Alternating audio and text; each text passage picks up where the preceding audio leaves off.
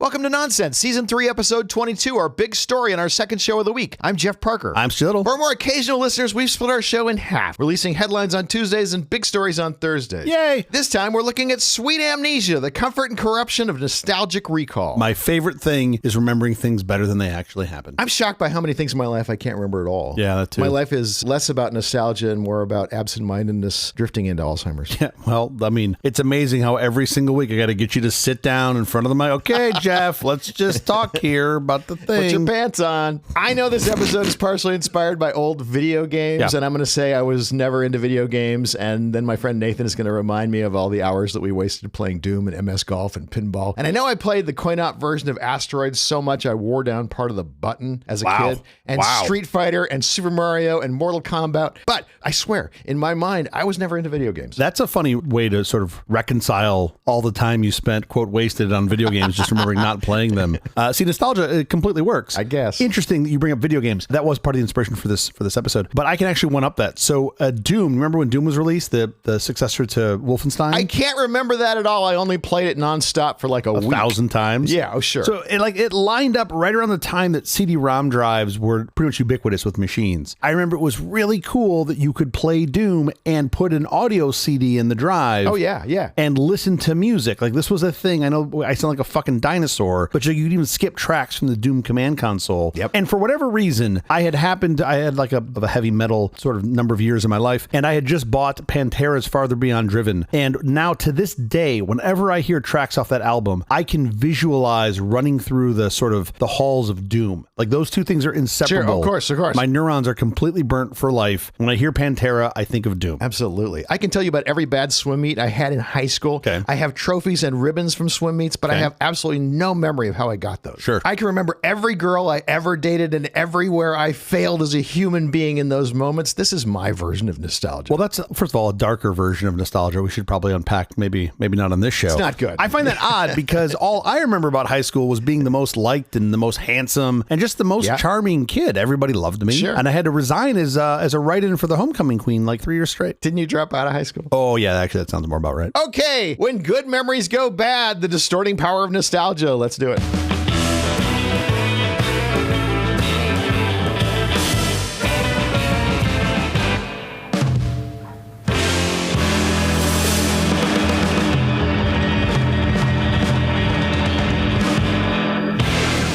Can I just cut to the end of this segment and say nostalgia is a huge problem right now? Is it? People longing for an idealized past that never was? Yeah, I think that's really the biggest part of the problem. Gosh, wasn't it fun? We were all more racist and sexist than we are now. Wouldn't it be great if we could all be that way again? Right?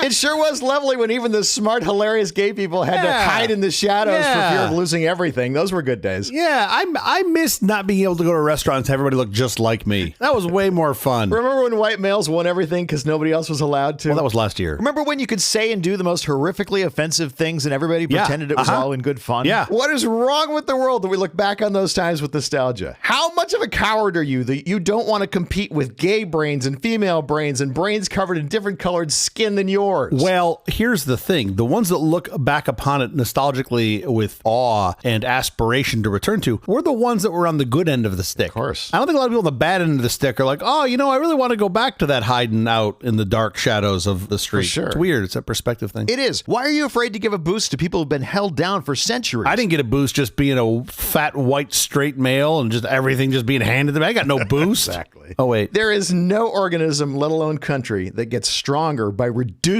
genetic diversity. What is wrong with you that you can't embrace the modern world with modern careers and do things that we actually need done in this century? You're not nostalgic for better times. You're nostalgic because you're a pussy. Well, okay, that's a little sexist when you say it that way. I feel like you could maybe you could You're right. maybe you could just say like a coward or like a weak or maybe even wussy if you really wanted to. You're nostalgic because you're a wimp. Is that better? Yeah, wimp. Wimp's better. Wimp's better. I prefer not to use the genitalia of women to describe weakness. That sounds suboptimal to me. Okay, here's what I'm thinking. We should discuss the allure and deception of nostalgia. Yes. Look at how it works and then discuss the consequences and implications of distorted nostalgic memories. And then finally end with, we'll look at how to navigate nostalgia with awareness. Is that okay? Yeah, I just want to talk about old video games, but sure, we can do that too. That sounds better. Your way sounds better. However you want to go. I mean, I was just going to be like, hey, Frogger, remember those cars? Yeah, that sucked. I liked Frogger. I kind of feel like you had to like Frogger if you are of our age. I was not really into video games, but yeah. That's what I've heard. Meanwhile, our switchboard is lighting up for people calling in to say that that's a lie. So, sure thing, Jeff. Yeah, you weren't into video games. You know what show I always look back on nostalgically? Mork and Mindy. Saturday Night Live. Oh, for sure. Your mind edits out these zillions of sketches that were terrible. You only remember the great ones. 100%. It's amazing how that works. Yeah, when you're in the moment watching it, you're like, wow, this is really shit. And then a couple months later, you're like, oh, remember that one skit they did that was great? Yeah, you totally. I listened to 70s on 7 radio on Sirius, which is 70s music, just because it's, music I grew up with. Yeah. And it is a very select subset of music that was played in the 70s. Wow, it just sounds like hit after. I know. You listen back and you go, they just don't write music like this anymore. Yeah, because they've taken out all the bad songs. They took 10 years of hits and compressed into a 45-minute loop. Of course it sounds amazing. That's an awesome example of, how your memory of time feels a little warped now when you're into it. Yeah. So the impetus for this, as I just mentioned, was reading a little bit about video games. There was an article in ours. I'll put the link in here. If you were an old video game fan, I mean like early PC games, you should read it. It talks about some of the Sierra titles and about how the recollection of these games was like, these were amazing. So fun. You were on, so fun. Yeah, you were on, King's Quest 3 and you had to go on this adventure and it was funny and it was well written and you had these great puzzles and you go back and look at it again now through your eyes today and you're like, oh, this is actually all kind of terrible. Yeah. Like the art's enjoyable, but everything else is just sort of terrible. We were learning to do it. It had never been done before. The whole genre was being invented. Yes, and you had, limited memory. You had to try to stretch this game out. It was basically 20, like guys do speed runs of King's Quest in like 20 minutes, which I think is fantastic. Awesome, yeah. And meanwhile, it took you months before. And do you remember they had a 900 number tip line you could call? No. Do you remember this? I don't remember. I mean, first of all, most people don't even know what a 900 number is or was. But basically, if you got stuck in the game, you could call this 900 number. They charged you per minute, right? There was a pay per minute. They would tell you, it'd be like, whatever, like 70 cents to call and 50 cents a minute. And you could talk to them and they would tell you what you needed to do. And it was your way of paying for these tips for the game. It was nuts. Sure. The article was talking about how his recollection, the author's recollection of these games was that they were lovely and it was this, great part of his childhood. Yeah. And he goes back and plays them and he's just like, this is terrible. This is a huge mistake. I should not have come back and done this. I think most people, if they look back at any part of their lives or even the nostalgia they have for things that happened before they were born, those times were never as good as you want to remember them. Of course. You are subsetting 70s on 7. Exactly. You're cherry picking the best parts. Yeah. And that's what nostalgia is. It's this sort of sentimental view of the past. Typically for some time or some place you have some happy personal association with. That's how I think of nostalgia. It's like this set of like Instagram filters that you can view your past through. True. Interesting to note. I did not know this. I'm curious to know if you knew this because you know more about the words than I do. So the root of nostalgia comes from this classic Greek word meaning homecoming and pain, which I find fascinating because I've never associated nostalgia with pain. That is precisely what I associate nostalgia with. So fascinating to me. And like they even in sort of pre-modern times, nostalgia was considered a medical condition, a debilitating medical condition that you'd have like anxieties from mercenaries that were fighting away from home. And it was this like debilitating disease, even described in some cases as fatal, which I don't understand how that's possible. Right. By the way, that's not me. I had a lovely childhood. Yes. I grew up in a lovely part of the world. I had lovely friends. Yep. I had lovely parents. Yep. I have none of this stuff to complain about. And yet when I look back, for whatever reason, my parents or they'll say, you only remember the dark stuff. Sure. I remember my own shortcomings. That's my version of nostalgia. Ignore me. No, that's not unique. There is some of us, what I would call or describe technically as the happier people. They look back. Better adjusted people. The more well-adjusted. The people that aren't Michael Douglas and falling down. Those people, they typically call this version of nostalgia rosy retrospection, I think is what it's called. And that's sort of the everything in the past I recall more positively than it actually was when I experienced it. And I recall everything in the past more negatively than it actually was. And they call that blue retrospective. Oh, it's a which thing. Is really interesting. Yes, it's a thing. Oh, that's good to know. Yeah, you're not alone. Good. You're just in a group of people that are just, sad. Damaged. No, there's blue retrospective and there's rosy retrospective. So this is like where the term like rose-colored or rose-tinted glasses comes from, right? It's the same sort of concept. Yeah. It's interesting to think about, well, why? Like, why does that happen? Why do you think about the past in one way or the other? I'd argue, rosy or blue. Yeah. Why don't you remember it as it was? Like, what's the reasoning for it? That part was kind of interesting to me. From what I've read, and I'm no expert on this, I've read a couple white papers in preparing for this, but it seems like we don't really know the answer. What we do think we know is that one of the explanations is that the brain is just had to like simplify the memory. Oh, yeah. Like it was just less details to remember. If you didn't have to remember all the other nuances around it, you could just sort of pick a version. Now you're using up less like neuron space when you write this thing into ROM. And I think that that's a very interesting like concept. Like it takes less neural connections to remember less detail. Kind of seems also like if you had a rough upbringing, you want to forget the rough parts. Sure, It's of a little course. easier on you if you just sort of smooth the edges and make it nicer. And I think that might apply to me in the other way because I had a lovely upbringing. I might be kind of okay with reliving the rough parts and those rough parts being very real for me. The way you worded it for most, I would argue is probably like a reasonable criteria of survival, right? You remember the good things, but then I don't know if, does that mean you're gonna make the same mistakes in the future going forward? Certainly folks have had some terribly traumatic childhoods and things that were not great happen to them. They do remember them, something gets stuck on it, right? They can't get over it. Can't get past it. Yeah, I don't really know what it is that makes one more likely or the other. It's interesting to note that there's been some studies on this, what they call nostalgia prone individuals. So these are people that were more likely to engage in nostalgia. They typically are more pro-social in behavior. That's interesting. I thought that was really interesting. I had never thought about that correlation. If you think of things in the past fondly, I guess you're then more likely to go be pro-social and more, which I guess kind of makes sense. Like if the average of your experiences has been net positive, you're going to go have more of those experiences. Yeah. It even talks about how the association was stronger for affective empathy versus cognitive empathy. So affective empathy is where the feelings and the sharing the emotions of another person, while cognitive empathy is understanding them. I never thought about that from a function of nostalgia. Yeah. But you go, okay, well still, why are we doing this? How does this happen? Because all your emotions, right? They seem to evoke nostalgia more so than not. Your nostalgia is more invoked by emotions, I guess what I'm trying to say. Okay. And those go through your amygdala first. I was just about to ask you how this all works. It's squishy. From what I can tell, it's pretty squishy, right? The brain is a fascinating thing. But because this stuff goes through your amygdala first, which is the emotional seat of your brain, typically anything that sort of evokes emotion, or even like cultural phenomena, music, movies, television shows, video games, things like that, are more likely to trigger nostalgia. It definitely works on me a little bit for films, but really more so music for sure. Like as I mentioned at the start of the show, there's like this one album that if any track off that album is played, I immediately go to this place in my mind of playing that game because I did it for hours at no end. And it's also kind of fascinating to me that how much that's been lost. There are single tracks, music tracks that I can associate with vehicles that I've owned over the years because I just happen to have a CD in the player. Yeah, there's one track in particular that I associate with the first Roadster that I bought. And if that song comes on, I immediately think about driving that car with the top down, my hair blazing around in the air.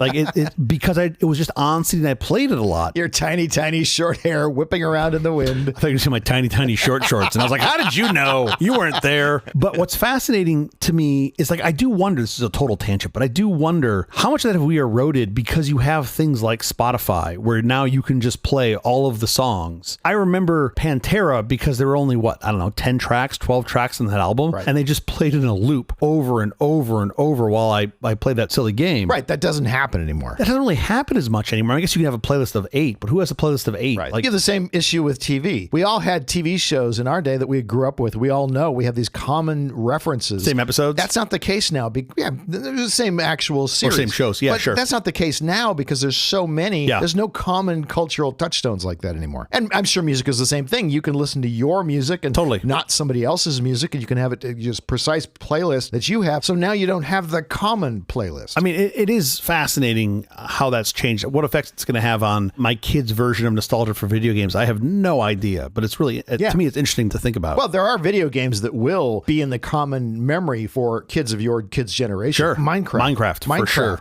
Everybody will remember Minecraft. I mean, I have to believe that their recollection of and remembrance of Minecraft will be similar to like ours of Legos. It's like this creative world, this thing that you can build. Maybe. Awesomely, my kids still play with and use Legos, certainly because I insist upon it. But it's really fascinating because what else is Daddy going to do? I keep buying all the sets. Sure. My wife's like, do the boys really want these? And I'm like, who fucking asked the boys? I don't care. I'm buying them for me. What do you mean? What boys? Also, yeah, exactly. Oh, yeah, I've got kids. My wife's favorite question asks, she's like, so wait, I don't get it. What do you do? I'm like, you put them together. And she's like, and then what? I'm like, then you put another one together. She's like, but what about the first one? I'm like, why are you asking questions? Why you got to be so complicated? I really don't understand this. Like, why you don't ruin this for me. But as you were mentioning, and this part I find fascinating for sure, but sort of like my gap in understanding is that you'll get this nostalgia triggered by negative feelings as well. Mine normally come from positive feelings. It's this own like mood and heightening emotion that you'll get from nostalgia where someone like they're triggered by something now, something in the present or potentially in the future that is scary. And that triggers this nostalgia. They go, oh yeah, but in the past I did blah, blah, blah. Yeah. And I think that's the really interesting one to zoom in on as we talk about here, which is where folks are like, they just romanticize the past. You know, it was so much better before. It's like, wait, was it really now? Or are you just using that to sort of mentally combat this thing that's more difficult for you to understand and grasp in present day or the future? And that's somewhat fascinating to me. That seems to be certainly not unique, but more common than not is how people deal with these sticky wickets of now. Which brings us to the consequences and implications of distorted nostalgic memories. Absolutely. Look, all things are going to change your memory, right? And nostalgia is just one of them. But it's very interesting to think about how nostalgia will just, as you had said, like one of the consequences is these bad decisions. Right. Like you're going to make shitty decisions because you have this selective amnesia called nostalgia that you are like, oh, well, hey,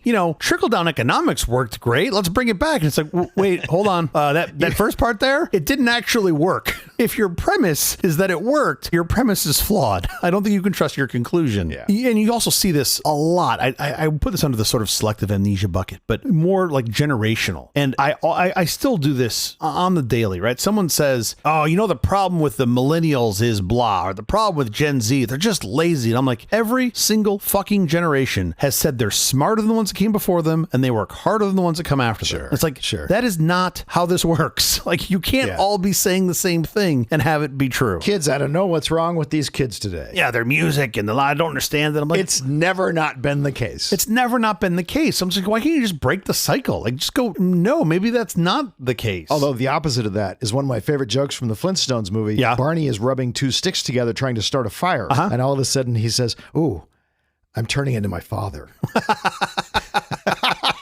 That's really funny. That's super funny. Brilliant. Separate the fact that I feel like all dads have to go through their own fire starting. You become a dad that way. You certainly become a father when you're the one that's in charge of making flame. Like another great example is I was talking with, I think it was some other parents and possibly even my wife. I can't remember if she was talking to me at the time or not. But we were talking about cursive writing. And my basic point is there's no reason to have it anymore. The point of cursive writing, if I understand it correctly, was to be able to write quicker. Yeah. It's a whole separate set of characters you've got to learn. For the occasional speed improvement of writing more than like, where does cursive benefit you? I don't know, a couple sentences? It's just different. And okay, while we're here, what the fuck's up with the capital I and cursive? What happened there? Like what? None of that. He goes off to the left and then down. What were we thinking? And the Z? I don't even know what happened to the Z. It's like they were out of strokes and they got to the Z and they're like, fuck, I don't know, make it two humps. You're like, what? At a diphthong? Or what's the thing that comes down? I don't even know. I don't know, Andy Rooney. I don't know what's wrong with cursive writing. You've called me a lot of things, but never that. Look, I think there's a progression and there's things that you certainly don't need to learn. I think it's okay that you're not learning cursive. Yes, sir. Okay, so also getting stuck in this nostalgia, it can really just hold you back, stunting your growth. Sure, if you think you need to be in buggy whip making because that's what your father did. Exactly. I have some very bad news for you. Yes. We've moved on. Okay, that news is a little stale. You might want to get it out there a little sooner. But yes, of course. You don't want to be where the puck was. You want to be where the puck is going, Wayne. Right. Here's the other thing, too. This nostalgia, as we have seen, can be used against you. For sure. Used against you. Yeah, of course. Okay, like how? Well, even just something as simple as policies built upon these things you remember, right? These sort of ghost stories, if you will, and anything that they can use to sort of manipulate, they being the person who's making the narrative, right? If it's a politician or a business owner or whatever, who's got some narrative to work against you because they go, well, you believe in traditional values, don't you? We need to ban all these books because they challenge traditional values. You're like, well, wait a minute.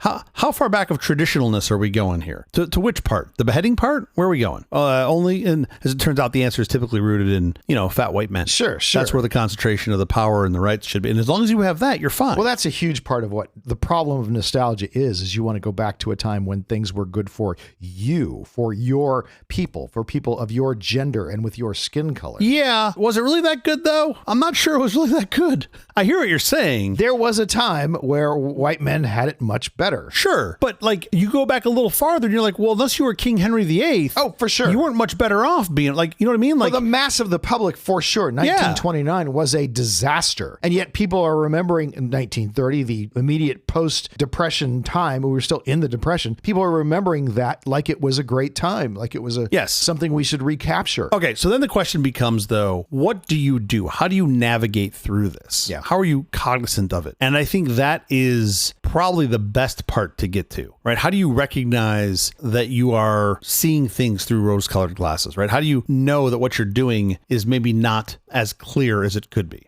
For me, it's pretty simple. Like just ask questions. If you hear someone saying, or even yourself saying the start of a sentence with, well, things were better then. And you go, okay, accept the premise. What was better? Like, walk me through it. Like, let's actually take apart the things that you're suggesting and not just well, things were better, therefore we should do all those things. Yeah. Wait, no. I can remember, and this is why I loved the Sierra Games article, where you go look at that and you're like, oh yeah, these were great at the time. And you're like, yeah, they actually weren't. And there's a bunch of other shit at the time, like mimeographs and dial-up BBSs that compared to today were fucking terrible. Terrible. They were awful. Yeah. Like, is anybody sitting around going, man, I really miss mimeograph machines? Well, I miss the smell. Yeah.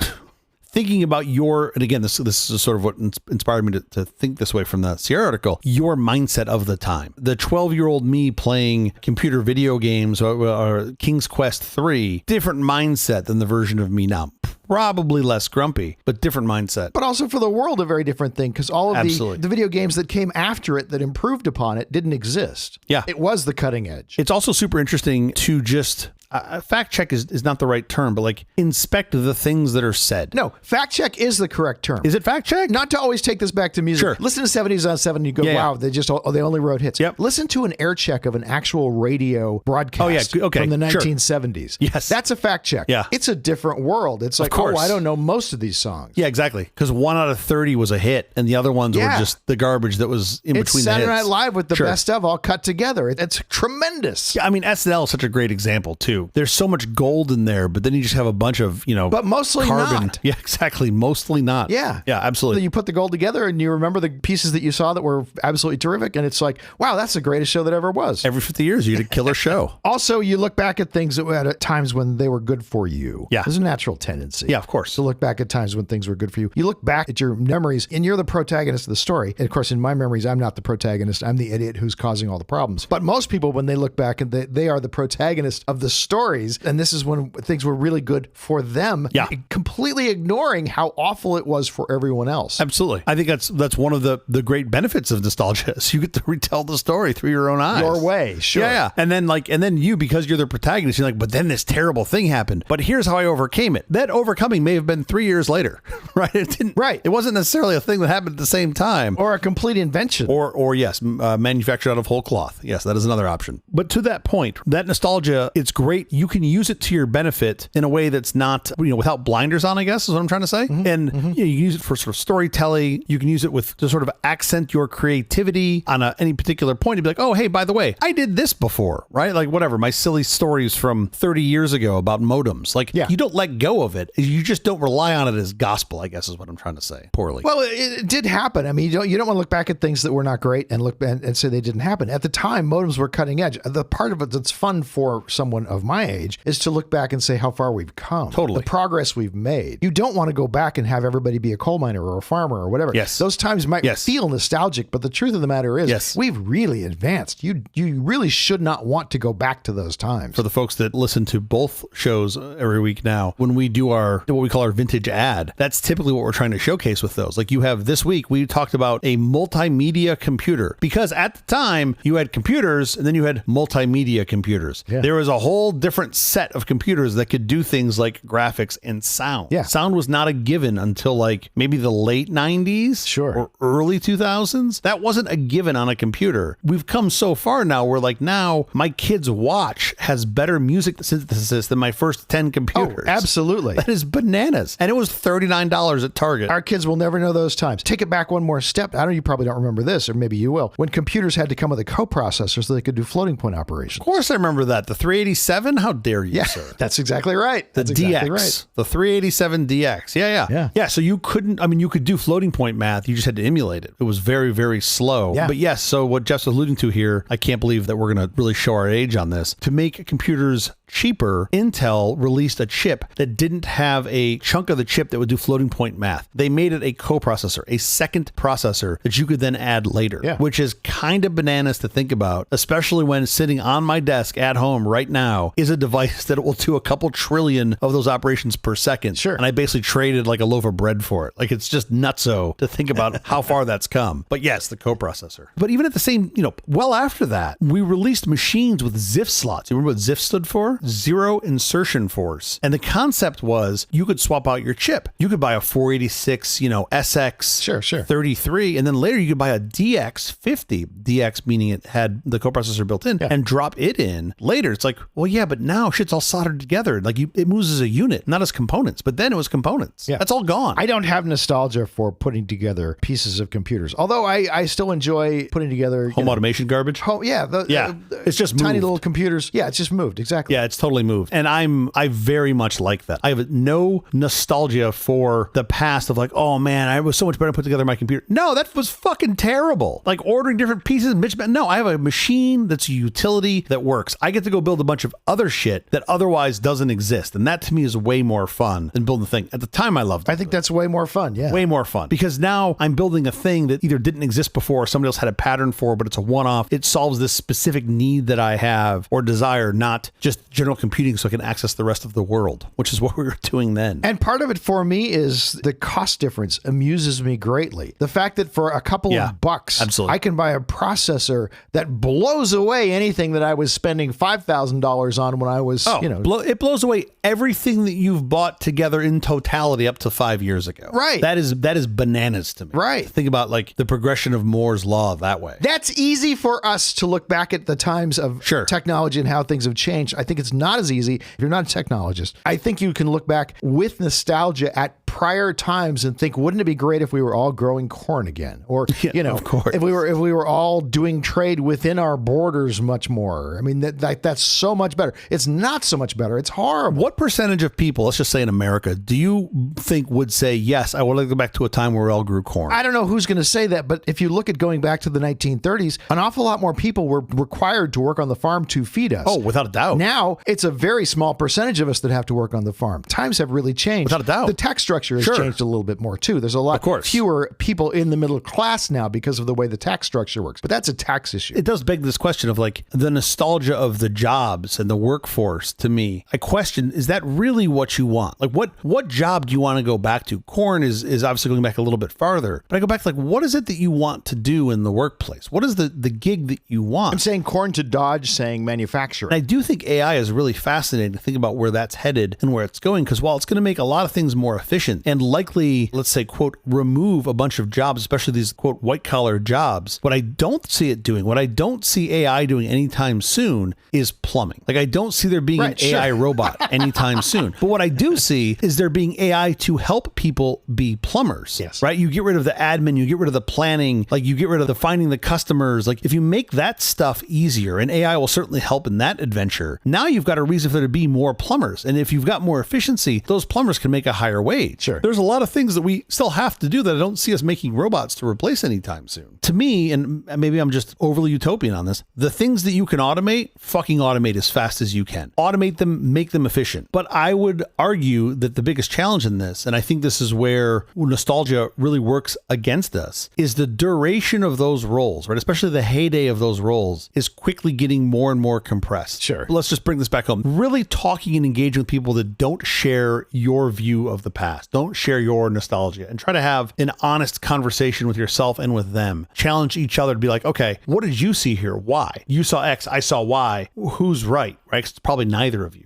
Like talk through that and try to figure that out. Try to get a more clear view of that. But then also your drive on this to me this transcends just nostalgia, but just in general, just being curious about what else is there, what you missed and why. Not locked on to, well, nope. Yeah. I remember Sierra games being amazing. Like, okay, have you gone back and played them? Yeah. No. Well, okay, how do you still know they're great? I just know. Okay, you might be wrong. Let's just go try. Sure. Like the only thing that's gonna possibly change is your view. So I think staying curious and digging in a little deeper is one of the best things you can do to understand and sort of navigate around your nostalgia biases that you may or may not know about. I think also have a passion for where we're going. Yeah. Have a passion for the future. Yes. Discount the past. It is over. Good point. We have to move Good point. forward. We're not moving back. So get excited about where we're going. I don't know enough about tax policy to speak to it with any sort of certainty, but it does seem like there has been an erosion of the folks in the middle. I personally don't think it's because they've, quote, lost their jobs. That does not seem to be the reason. My understanding and view of what we all sort of agreed to was like, let's get rid of the stuff we don't want to do, the stuff that is rote and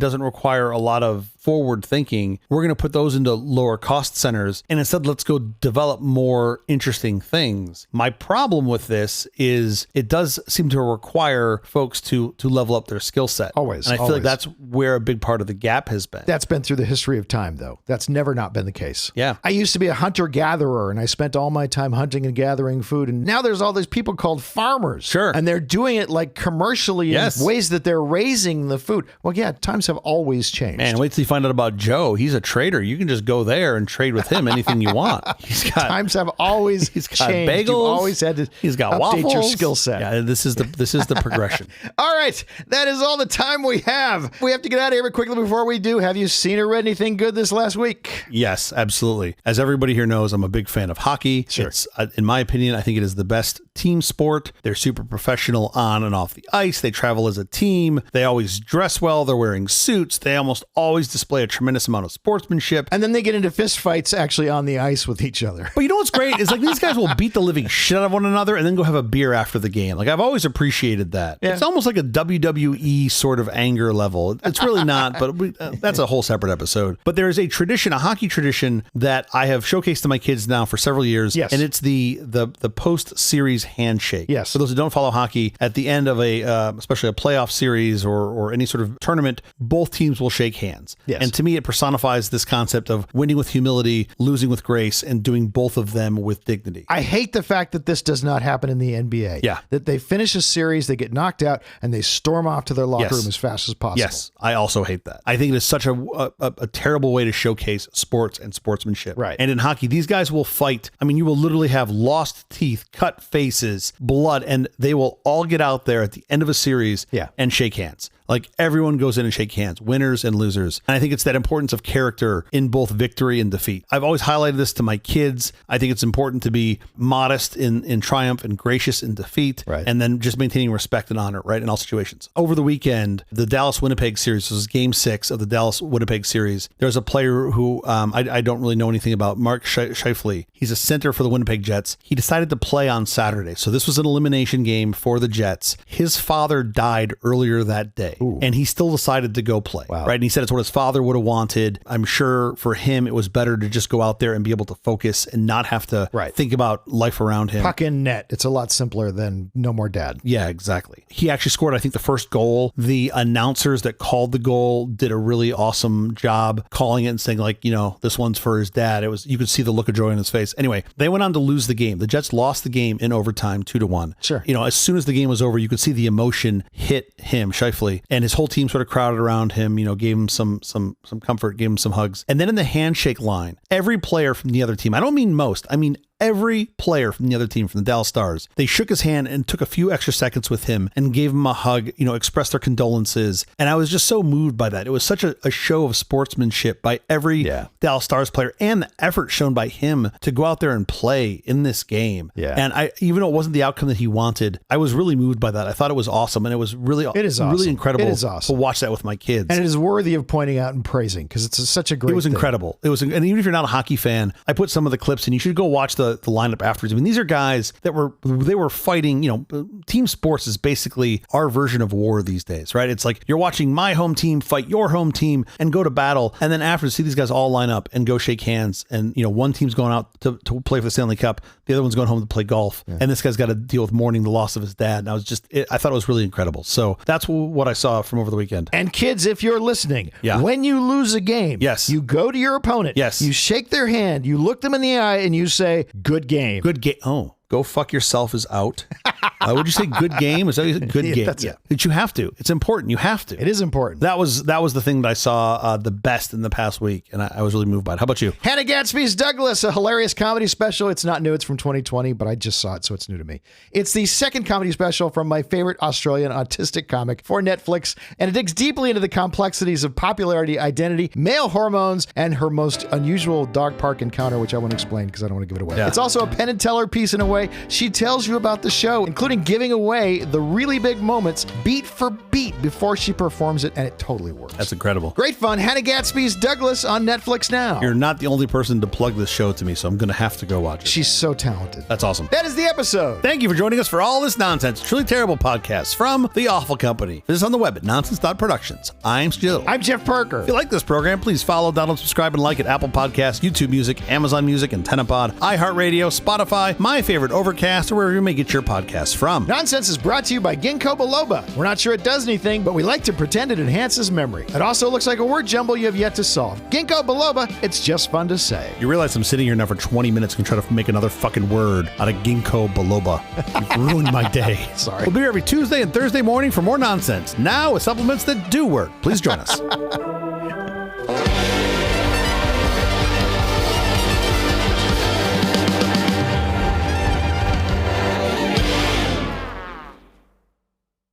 I mean, ginkgo biloba.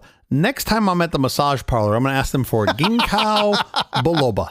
Just see what they say. I'd like the deep tissue ginkgo biloba, please. Do you do the Swedish ginkgo biloba? Why is this so funny to me? What is it about ginkgo biloba that I find so amusing?